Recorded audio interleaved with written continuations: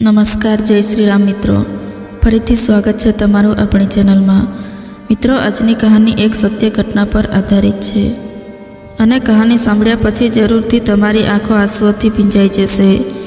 એક અત્યાચારી વહુ પોતાની સાસુ પર એટલો બધો ત્રાસ ગુજારે છે કે તેને જોઈને લોકો દંગ રહી જાય છે અને કહેવા લાગે છે કે આવું નરકની યાતના જેવું દુઃખ કોઈના જીવનમાં ન આવે. પરંતુ જ્યારે પાપનો ગડો ભરાઈ જાય છે ત્યારે ભગવાન પણ કોઈને છોડતા નથી. એવું જ કંઈક તે અત્યાચારી વહુની સાથે થયું. આજની કહાની ખૂબ જ જ્ઞાનવર્ધક અને સમજવા લાયક છે તથા નાના મોટા દરેક વ્યક્તિએ અચૂકથી સાંભળવી જોઈએ. તો મિત્રો, તમને વિનંતી છે કે આ વિડીયોના અંત સુધી જોડાયેલા રહેજો અને વિડીયો પસંદ આવે તો લાઈક શેર કરજો. અને હજુ સુધી જો તમે અમારી ચેનલને સબસ્ક્રાઈબ ન કરી હોય તો અત્યારે જ સબસ્ક્રાઈબ કરી દેજો તથા કોમેન્ટ બોક્સમાં જય શ્રી રામ જરૂરથી લખી દેજો, જેથી ભગવાન શ્રી રામની કૃપા આપણા સૌ પર નિરંતર બની રહે. તો ચાલો કહાની શરૂ કરીએ. આજે ઘણા દિવસો પછી રાધિકા પોતાની મા શારદાબેનને મળવા માટે આવી રહી હતી. તેને મનમાં ને મનમાં શ્વાસની બીમારીથી પીડાતી પોતાની વૃદ્ધ માની ચિંતા સતાવી રહી હતી. પરંતુ તે પોતાના પિયરમાં વધારે વખત નહોતી આવતી. તેનું કારણ હતું તેની ભાભીનો ખરાબ વ્યવહાર. પરંતુ જ્યારે પોતાની જાતને રોકી શકવી તેના માટે ખૂબ જ કઠિન બની જતું, ત્યારે તે બધું ભૂલાવીને પોતાના પિયરમાં આવી જતી હતી. રાધિકાનું પિયર દિલ્હીમાં હતું અને સાસરી ગુડગાંવમાં હતી. તેના પિયરમાં તેની મા સિવાય તેનો એકનો એક ભાઈ અને ભાભી રહેતા હતા. રાધિકા તેના ભાઈથી 8 વર્ષ મોટી હતી. તેનો એક દીકરો પણ હતો જેની ઉંમર 16 વર્ષ હતી. જ્યારે બીજી બાજુ લગ્નના 5 વર્ષ વીતી જવા છતાં પણ તેના ભાઈ અને ભાભીને કોઈ સંતાન નહોતું. જેવો જ રાધિકાએ ઘરમાં પ્રવેશ કર્યો તો ચારે બાજુ સન્નાટો પ્રસરેલો હતો.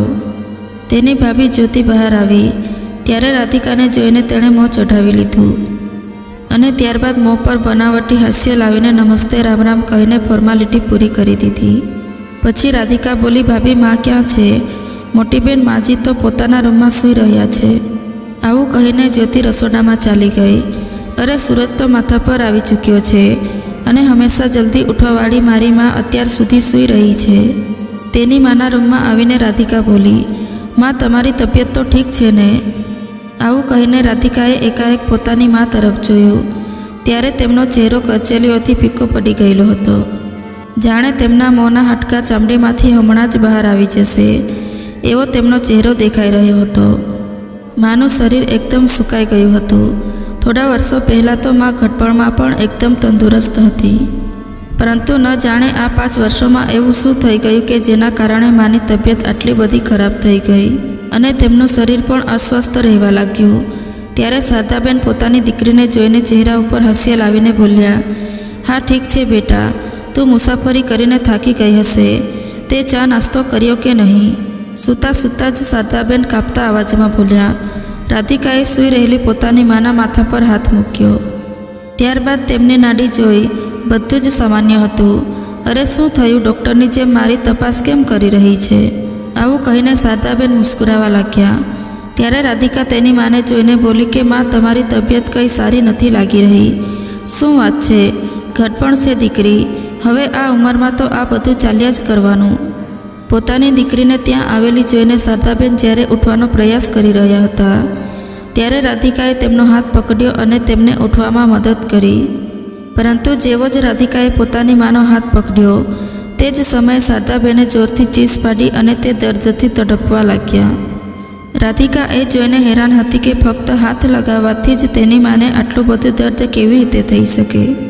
તેની માના વિરોધ છતાં પણ તેણે આનું કારણ જાણવાની ઈચ્છાથી તરત જ તેની માના હાથ પરથી શાલ હટાવી અને ધ્યાનથી જોયું તો તેની હેરાનીનું ઠેકાણું નહોતું. તેમના હાથ પર કાળા કલરના ડાઘ પડી ગયા હતા. આ કેવી રીતે થયું? રાધિકાએ ચોંકીને કહ્યું. ત્યારે શારદાબેને દરવાજા તરફ જોયું.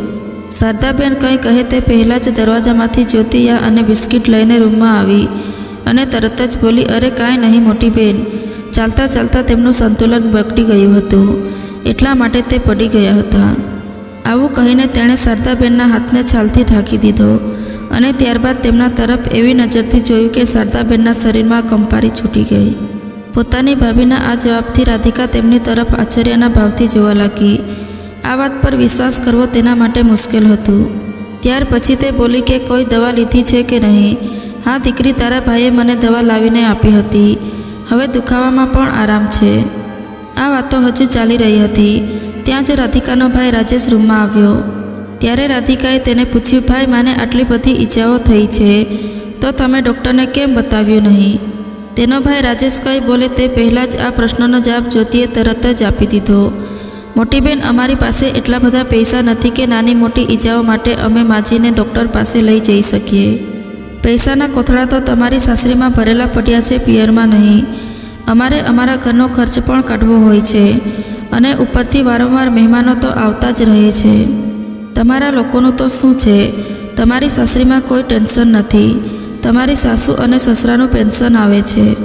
પતિની સરકારી નોકરી છે અને 1-2 વર્ષમાં તમારા દીકરાની પણ સારી એવી નોકરી લાગી જશે. ભાભીના શબ્દો સાંભળતા જ રાધિકાનું મન કડવાશથી ભરાઈ ગયું. ચાનો પ્યાલો તેના હાથમાં જ હતો, પરંતુ હવે તે ચાને પીવી પણ ઝેર પીવા જેવું લાગી રહ્યું હતું. રાધિકાનું મન તો કરતું હતું કે તે પોતાની માને પોતાની સાથે લઈ જાય, પરંતુ તેને પોતાની મજબૂરી હતી.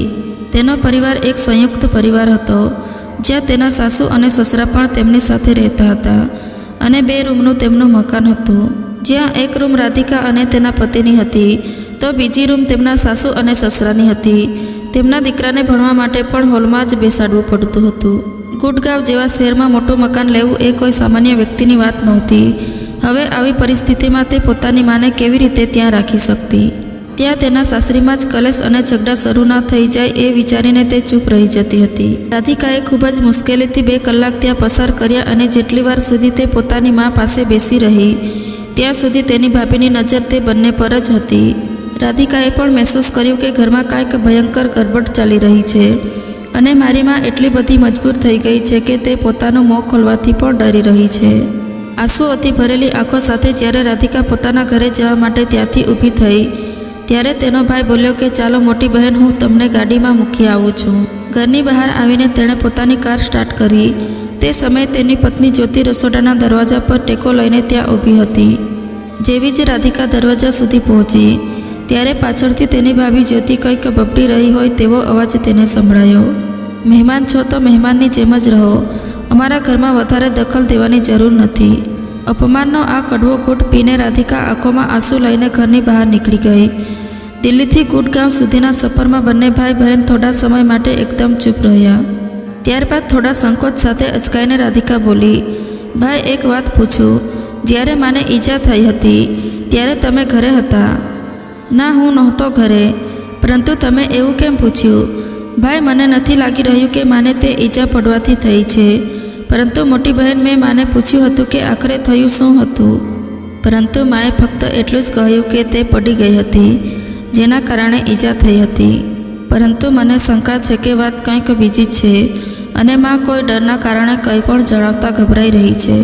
તારી પત્નીના વર્તનથી તો બધા જ સારી રીતે પરિચિત છે.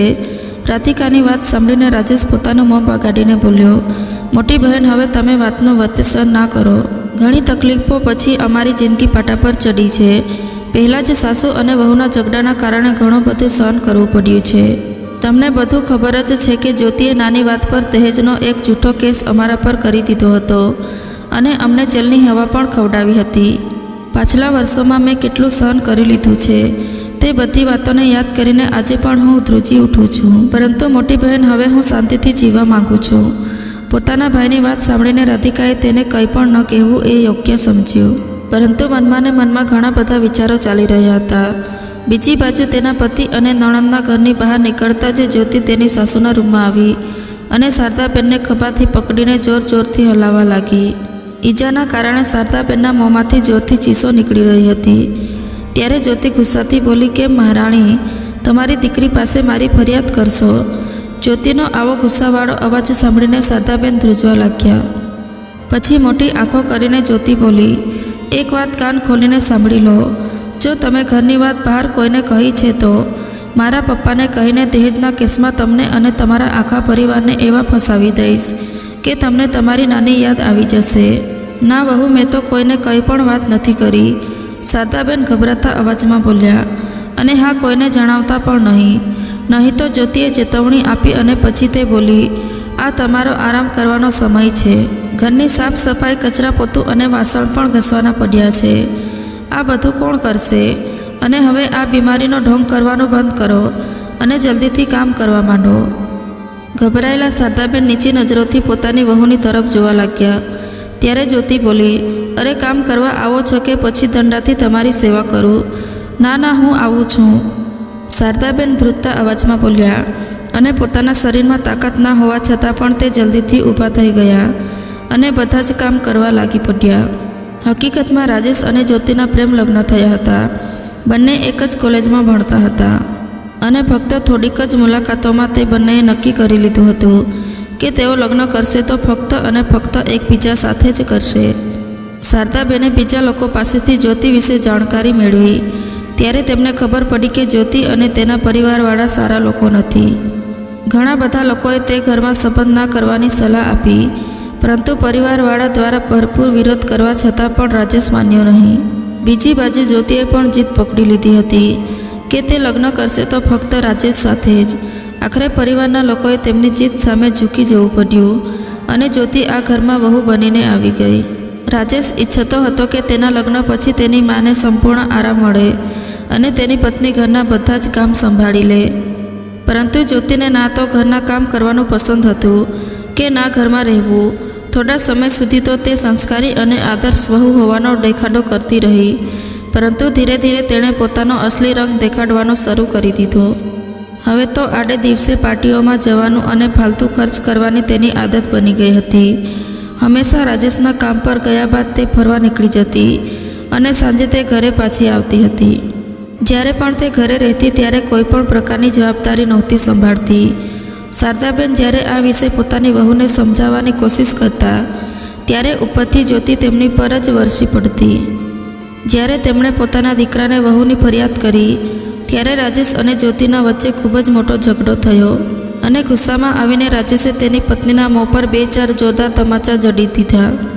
ત્યારબાદ તો જાણે ઘરમાં મહાભારતનું યુદ્ધ શરૂ થઈ ગયું અને વાત ત્યાં સુધી પહોંચી ગઈ કે રાજેશ અને તેની માને સબક શીખડાવવા માટે જ્યોતિએ પોતાના પિતાને કહીને તેમના ઉપર જૂઠો કેસ દાખલ કરી દીધો.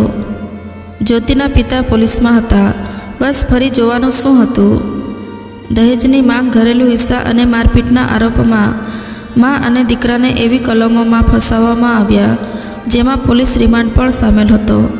ઘણા બધા પૈસા ખર્ચ કરવા છતાં પણ તેમાં કંઈ સફળતા મળી નહીં અને આખરે અંદરો અંદર સહમતિથી જ આ મામલાને શાંત પાડવો પડ્યો. ત્યારબાદ તો જાણે તે ઘરમાં ફક્ત જ્યોતિનું જ રાજ ચાલવા લાગ્યું અને બીજી બાજુ શારદાબેનના મનમાં પોતાની વહુ પ્રત્યે એવો ડર બેસી ગયો કે જ્યોતિ દ્વારા કરવામાં આવતા અત્યાચારોનો પણ તે કોઈ પણ જવાબ નહોતા આપી શકતા અને કોઈને ફરિયાદ પણ નહોતા કરી શકતા. પોતાની બહેન રાધિકાને તેના ઘરે છોડ્યા બાદ જ્યારે સાંજ સુધીમાં રાજેશ ઘરે પહોંચ્યો ત્યારે તે સમયે જ્યોતિ ઘરે નહોતી. કદાચ બજારમાં ગઈ હશે તેવો વિચાર કરીને રાજેશ પોતાની માના રૂમમાં ચાલ્યો ગયો. અંદર જઈને તેણે જોયું તો તેની મા પોતાની પથારીમાં બેભાન જેવી હાલતમાં પડી હતી. તેની બહેનની વાતો રહી રહીને તેના મનને ઠંટોળી રહી હતી. રાજેશે રૂમમાં આમ તેમ જોયું અને 1-2 મિનિટમાં વિચાર કરીને તેની માની પથારીની બાજુમાં રાખેલી નાની તિજોરી ખોલી. તેમાં એક ડાયરી મૂકેલી હતી. હકીકતમાં શારદાબેનને બાળપણથી જ ડાયરી લખવાનો ખૂબ જ શોખ હતો. તે પોતાના જીવનની દરેક નાની મોટી ઘટનાઓને તે ડાયરીમાં લખતા હતા. આ વાતની ખબર તો રાજેશને પણ હતી, પરંતુ તેને એ ખબર નહોતી કે તે ડાયરીમાં તેની મા શું લખે છે.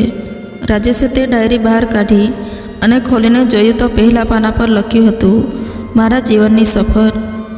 પોતાની માના જીવનની ઘણી બધી નાની મોટી ખાટી મીઠી યાદોને વાંચીને રાજેશ મુસ્કરાવા લાગ્યો. પછી પોતાનો ઉલ્લેખ જોઈને તે વધારે ખુશ થયો. આજે મારા દીકરા રાજેશના લગ્નનો દિવસ છે.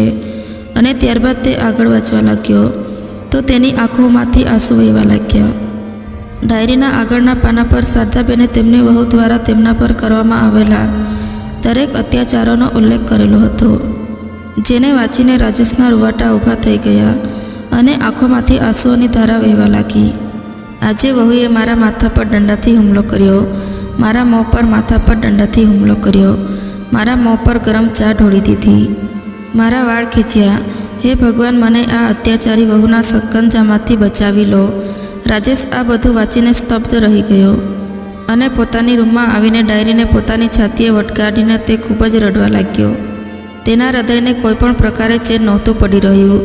જે માને તે આટલો બધો પ્રેમ કરતો હતો તે માને તેના કારણે આટલા બધા અત્યાચાર સહન કરવા પડ્યા. આ વિચાર કરીને તેના રૂવાટા ઊભા થઈ ગયા હતા. તેના હૃદયના ટુકડા થઈ ગયા હતા. તે વિચારવા લાગ્યો કે સવારથી રાત સુધી હું મારા કામમાં એટલો બધો વ્યસ્ત રહેતો હતો કે મને ખબર જ નહોતી કે આ અત્યાચારી સ્ત્રી મારી મા સાથે આટલું ખરાબ વર્તન કરી રહી છે. ત્યારે બહારથી ગેટ ખોલવાનો અવાજ આવ્યો. જ્યોતિનો આવવાનો અવાજ સાંભળીને તેણે તરત જ ડાયરીને સંતાડી દીધી અને ત્યારબાદ પોતાના આંસુઓને લૂછીને જેમ તેમ કરીને તેણે પોતાની જાતને વ્યવસ્થિત કરી દીધી. એક બાજુ તેના મનમાં વિચાર આવ્યો કે અત્યારે જ બહાર જઈને જ્યોતિનું ગળું દબાવી દઉં, પરંતુ તેણે સમજદારીપૂર્વક કામ લેવાનું યોગ્ય સમજ્યું. બીજા દિવસે જ્યારે કામ પર જવા માટે રાજેશ ઘરની બહાર નીકળ્યો ત્યારે સૌથી પહેલાં તેણે પોતાની બહેનને ફોન કર્યો અને રડતા રડતા તેની માએ ડાયરીમાં જે કંઈ પણ વાત લખી હતી એ બધી તેને જણાવી દીધી. આ બધું સાંભળીને રાધિકાની આંખો લોહીથી લાલ થઈ ગઈ. તે પોતાની જાતને સંભાળી નહોતી શકતી. તેના હાથમાંથી રિસીવર છૂટીને નીચે પડી ગયું અને તે ધડાક કરતાં જમીન પર બેસી ગઈ. રાધિકાના દીકરા સોનુએ જ્યારે પોતાની માની આ હાલત જોઈ ત્યારે તે હેરાન થઈ ગયો. માં, આખરે શું થયું છે? 16 વર્ષના સોનીએ કારણ જાણવાના ઉદ્દેશથી તેની માને પૂછ્યું, પરંતુ રાધિકા કાંઈ પણ કહેવાની હાલતમાં નહોતી.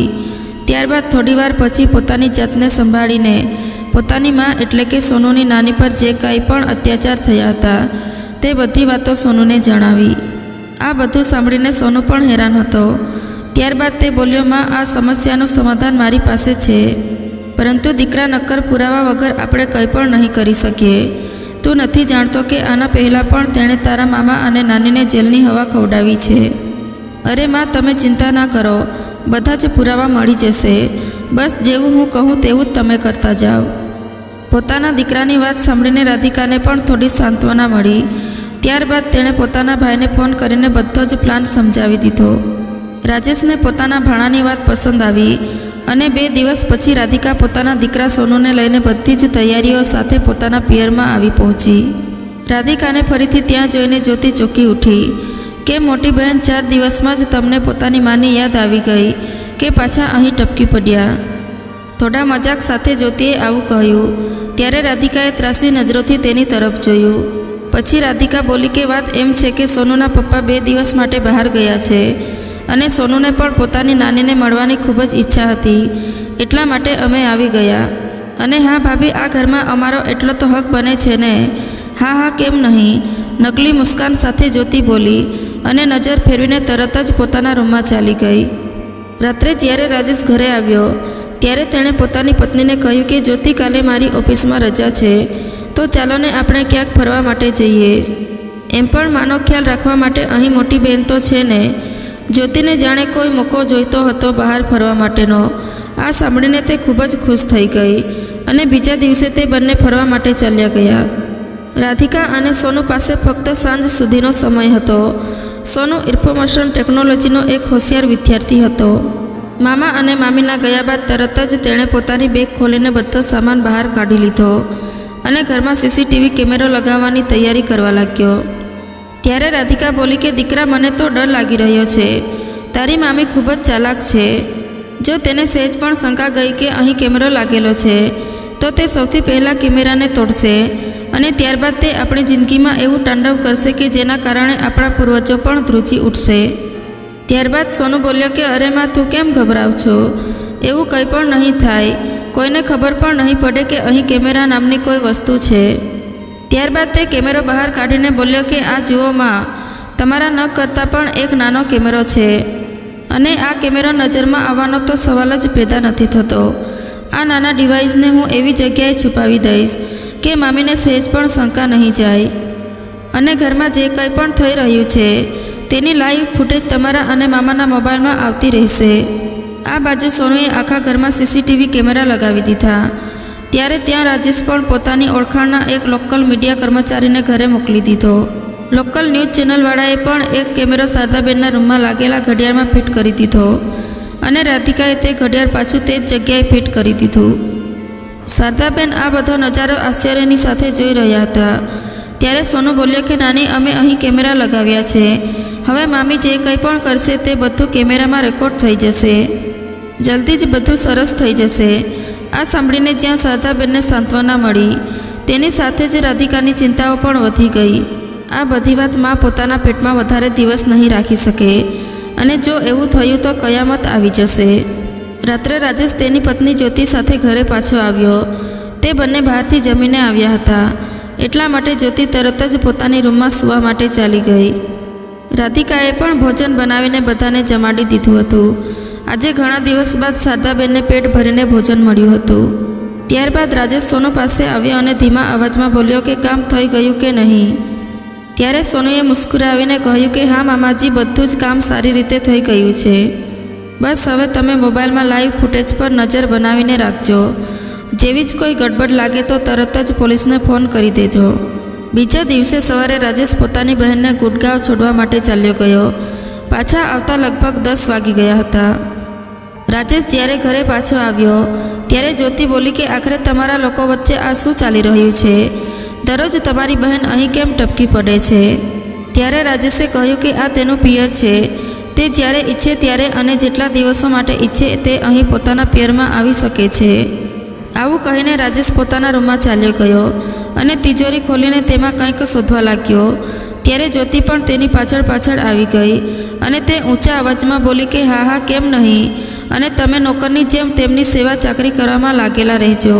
ત્યારે રાજેશ પરેશાન થઈને બોલ્યો કે એમાં કઈ મોટી વાત થઈ ગઈ. ઠીક છે, આ બધી વાત છોડ.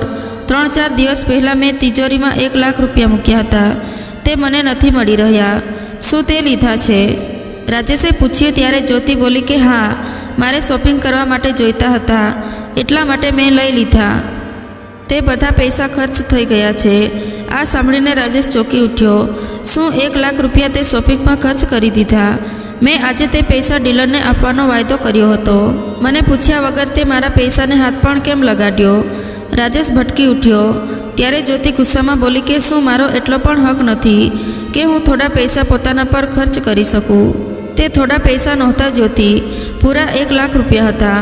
આવું કહેતા રાજેશનો ચહેરો ગુસ્સાથી લાલ થઈ ગયો અને નાસ્તો કર્યા વગર જ તે પોતાની ઓફિસે ચાલ્યો ગયો. બીજી બાજુ શારદાબેન પોતાની રૂમમાં બેસીને તેમના દીકરા અને વહુની લડાઈ સાંભળીને ચિંતિત થઈ રહ્યા હતા. થોડીવાર પછી જ્યોતિ શારદાબેન માટે બળી ગયેલી 2 રોટલી નાસ્તા માટે લઈને આવી અને તેમની સામે પટકીને તે બોલી, જલ્દીથી ખાઈ લો અને કામ કરવા માટે તૈયાર થઈ જાઓ. આજે તમારી દીકરી અહીં નથી, જેથી તમે આરામ કરતા રહેશો. ત્યારે શારદાબેન બોલ્યા, વહુ, આજે મારી તબિયત કાંઈ ઠીક નથી લાગી રહી. મારો શ્વાસ ફૂલી રહ્યો હોય તેવું લાગે છે. આજે મારાથી આ કચરા પોતાનું કામ નહીં થાય. આટલું કહેવાની જ વાર હતી. જ્યોતિ પહેલાંથી જ ઝઘડાના કારણે ગુસ્સામાં હતી અને તે તરત જ શારદાબેન પર વાવાઝોડાની જેમ તૂટી પડી. એમ હમણાં જ તમારી તબિયત ઠીક કરું છું. તેણે નાસ્તાની પ્લેટ ઉઠાવીને એક બાજુ ફેંકી દીધી અને તરત જ શારદાબેનના વાળ પકડીને ખેંચીને તરત જ જમીન પર ફેંકી દીધા. ત્યારબાદ તે રસોડામાંથી વેલણ લઈને આવી. વેલણને જોઈને શારદાબેન ડરના માર્યા જોર જોરથી ચીલાવા લાગ્યા અને તેમની ચીસો સાંભળીને જ્યોતિનો ગુસ્સો 7મા આસમાને પહોંચી ગયો. વેલણને એક તરફ ફેંકીને તે બોલી કે આજે એક જ વારમાં બધું જ કામ તમામ કરી દઉં છું, જેનાથી રોજ રોજની આ ઝંઝટ જ ખતમ થઈ જાય. આવું કહીને તે પોતાનો દુપટ્ટો ગળામાંથી કાઢીને શારદાબેનના ગળામાં વીંટવા લાગી. ત્યારે પોતાની જાતને છોડાવવાની કોશિશ કરતા શારદાબેન આખરે તે ભૂલ કરી બેઠા, જેનો અંદાજો રાધિકાને પહેલાંથી જ હતો. શારદાબેન ચીસો પાડીને કહેવા લાગ્યા કે હા, રોજ રોજની ઝંઝટ તો હવે ખતમ જ થઈ જશે. તારી દરેક વાત અને દરેક કરતૂત અત્યારે કેમેરામાં રેકોર્ડ થઈ રહી છે. જેટલો જુલમ કરવો હોય તેટલો કરી લે. હવે તારા પાપનો ઘડો ભરાઈ ગયો છે. શારદાબેનની વાત સાંભળીને જ્યોતિની આંખો ફાટી ગઈ. શું કહ્યું? કેમેરો? હા, કેમેરો. હવે તું નહીં બચી શકે. તારા વિરુદ્ધ બધા જ પુરાવા ભેગા થઈ ગયા છે. ક્યાં છે કેમેરો? ગળા પર વધારે જોર લગાવીને જ્યોતિ બોલી. ત્યારે શારદાબેને સામે તિજોરી પર મૂકેલા ડિવાઇસની તરફ ઇશારો કરીને કહ્યું, જેને જોઈને જ્યોતિ ગભરાઈ ગઈ અને પછી તે બોલી કે એમ તો આ બધું કરવા માટે જ તારી છોકરી અહીં આવી હતી, પરંતુ તેની આ ચાલ હું સફળ નહીં થવા દઉં. આવું કહીને તેણે તરત જ પોતાના પિતાને ફોન કર્યો અને ત્યાં આવવા માટે જણાવ્યું. તેણે કેમેરાનું ડિવાઇસ અને તેના બધા જ વાયર ખેંચીને જોયું થોડીવાર પછી તેના સબ ઇન્સ્પેક્ટર પિતાજી સાથે મળીને જ્યોતિએ બધા વાયર કાઢી લીધા અને તે ડિવાઇસને તોડી નાખ્યું. બાપ અને દીકરી પોતાની સફળતા પર ખૂબ જ ખુશ હતા, પરંતુ તેમને એ નહોતી ખબર કે પહેલાંથી જ બધી ફૂટેજ રાજેશના મોબાઈલમાં રેકોર્ડ થઈ ગઈ છે અને ત્યાં એક બીજો પણ કેમેરો છે જે હજુ પણ સંપૂર્ણ રીતે કામ કરી રહ્યો છે, જેની જાણકારી શારદાબેનને પણ નહોતી. લોકલ ન્યૂઝના ફેસબુક પેજ પર આ બધી જ ઘટના લાઈવ દેખાડવામાં આવી રહી હતી, જેમાં જ્યોતિ અને તેના સબ ઇન્સ્પેક્ટર પિતાજીની બધી જ હરકતો લાખો લોકો જોઈ રહ્યા હતા. કેમ કે આ મામલો સબ ઇન્સ્પેક્ટર સાથે જોડાયેલો હતો, એટલા માટે એસીપી સાહેબે પણ આ મામલામાં દખલ કરવી પડી. એના પહેલાં કે બંને બાપ દીકરી શારદાબેનને કંઈ વધારે હાનિ પહોંચાડે ત્યાં સુધીમાં લોકલ ન્યૂઝ રિપોર્ટર અને એસીપી સાહેબની ટીમની સાથે રાજેશ પણ ત્યાં પહોંચી ગયો. ઘટના સ્થળ પર જઈને જોયું ત્યારે શારદાબેન પોતાની રૂમમાં એક ખૂણામાં ગભરાયેલી હાલતમાં બેઠા હતા.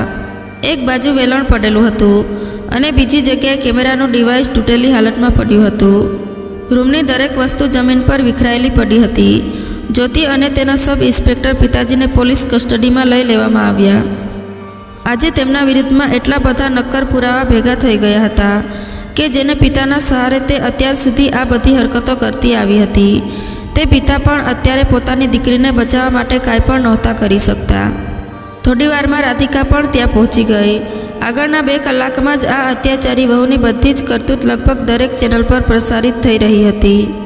અત્યાચારી વહુનો આ વિડીયો એટલો બધો વાયરલ થઈ ગયો કે દેશના બધા જ ન્યૂઝ ચેનલે આ ખબરને પોતાની ન્યૂઝ ચેનલ પર દેખાડી. 2 દિવસ પછી જ્યોતિના પિતાજીને પોલીસની નોકરીમાંથી સસ્પેન્ડ કરી દેવામાં આવ્યા અને જ્યોતિ અને તેના પિતાજીને કસ્ટડીમાં લઈને કોર્ટમાં કેસ ચલાવવામાં આવ્યો. આ દરમિયાન શારદાબેનનું નિવેદન પણ લેવામાં આવ્યું અને આડોશ પાડોશના લોકોની પણ પૂછપરછ કરવામાં આવી. થોડા સમય બાદ જે દિવસે કોર્ટમાં ફેસલો સંભળાવવામાં આવવાનો હતો તે દિવસે બધી જ લોકલ અને ન્યૂઝ ચેનલે આ કેસને ખૂબ જ હાઈલાઇટ કર્યો. બધા જ દેશવાસીઓની નજર આ કેસના નિર્ણય પર બનેલી હતી. બધા જ પુરાવા અને નિવેદનના આધાર પર કોર્ટનો નિર્ણય આવ્યો. જ્યોતિના આ જઘન્ય કૃત્ય બદલ તેને આજીવન કેદની સજા ફટકારવામાં આવી અને તેના પિતાને પોલીસની નોકરીનો ખોટો ફાયદો ઉઠાવવાના અને પુરાવાનો નાશ કરવાનો પ્રયાસ કરવાના બદલ 10 વર્ષની જેલની સજા ફટકારવામાં આવી. આ ફેસલાની સાથે જ આખા કોર્ટનો રૂમ તાલીઓના અવાજથી ગુંજી ઉઠ્યો. તમામ આદિવાસીઓએ કોર્ટના આ નિર્ણયની પ્રશંસા કરી.